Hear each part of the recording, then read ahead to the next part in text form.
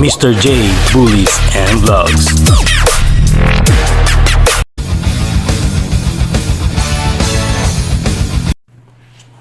Alright guys, unboxing tayo ng Sony XM4 noise cancelling headset. Okay, so na-unbox na to nung binili ko sa Sony store.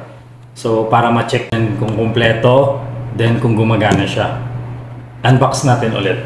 Okay. Ito yung box niya.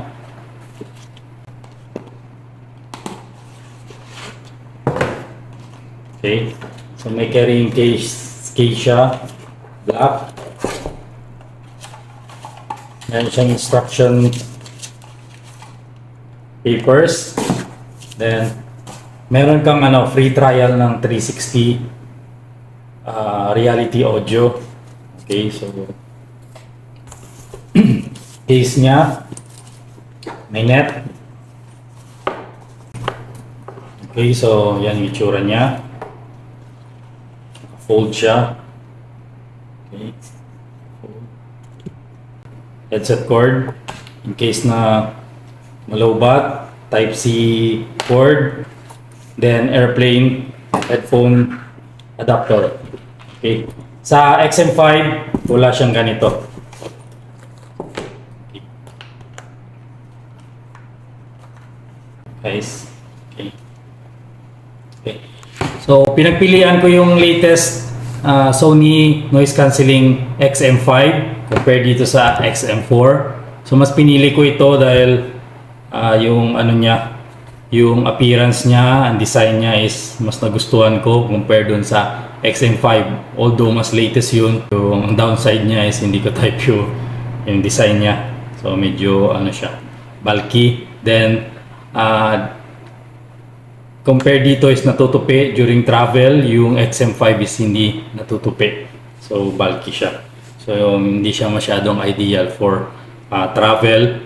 Mas ideal yung XM5 for mga work from home na kino-consider nila yung mas marami kasi yung microphone nun compare dito. So sa audio at saka sa noise cancelling, halos parehas lang din naman sila, microphone lang yung pinakaiba.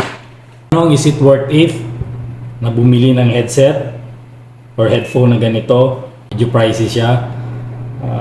Ang sagot ko is very worth it because nung binili ko din siya is may 5,000 pesos siya na discount if you paid cash. Then parati akong nag-headset for listening music, then record ng voice, then also for calling, malinaw siya. Then during travel, for example airplane, then kung gusto mo ng medyo privacy or makinig lang sa music, so may noise cancelling siya, the best. Alright guys, yan yung charging port niya, type C. Then ito yung right side, yung sa sa controls. So meron kayong butas para sa jack. Then sa power button, then customize button. Okay, kung gusto niyo i-setting for ambient sound, kung Alexa, Google Assist, dyan din. Okay, so pag on is long press lang yung power button, so magkukulay blue na siya, then automatically connected na siya sa cellphone nyo or sa ang device na kinect nyo.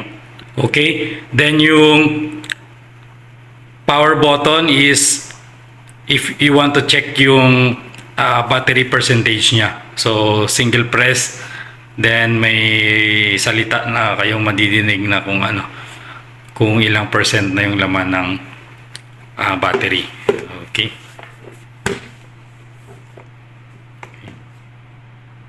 So meron siyang Sony logo. Okay, so try nating isuot. Okay. So comfortable naman siya, activate kagad yung noise cancelling niya. Then to operate, swipe up is for volume increase, swipe down, volume decrease. Backward swipe is previous playlist. Swipe forward is next song. Double tap for play or for calling. Then kung gusto niyo madinig yung surrounding, just hold mo lang yung right side ng headphone. Okay, left side walang controls, only the right side yung may controls. Okay, kung gusto niyo mag-set up, kailangan nyo mag-download ng Sony Headphones Connect app. So, yan yung itsura niya, Headphones Connect. Okay. So, status. Kung gusto nyo i-setting. Okay. Then, i-customize nyo. For example, kung staying, naka-noise cancel lang siya. If you're walking, kailangan nyo pa rin madinig yung surrounding. Siyempre, for safety, mamaya binubusinahan na kayo ng mga sasakyan. Okay. Then, kung running, ganun din. Madidinig mo yung surrounding sounds. Then, if you're riding a vehicle, so that's the time na gusto ko noise cancelling. Okay. Done. Then makikita nyo yung two devices pwedeng mag-connect sa headphone, play button. Okay. Volume, activity, log yung total use time. Okay. So stay. So information, tips. Okay. Then natin. So meron ka ring tutorial version, backup and restoration of setting, battery, percentage, sound. So setting niya kung gusto mong ambient sound or noise cancelling. Okay. So naka-ambient sound siya ngayon kasi naka-on yung speak to chat. Okay. Yung disadvantage ng speak to chat is kung nakikinig kayo ng music, then bigla kayong napakanta, so magsa-stop yung music. Then noise cancelling optimizer. Okay. So this DSEE Extreme. If gusto nyo auto. Next is system. So pwede kayong mag-connect ng 2 devices. Kung i-setting nyo yung customize nyo, ambient sound control, Google Assist, Amazon and Alexa. Okay. So ngayon nakasetting ako sa Amazon Alexa. Alright, balik tayo sa system. Touch sensor control. Naka-on. So, when headphones are removed, automatically off siya. So, nagpo-pause din siya pagka ni-remove mo yung headphone. Okay. Then, download software automatically.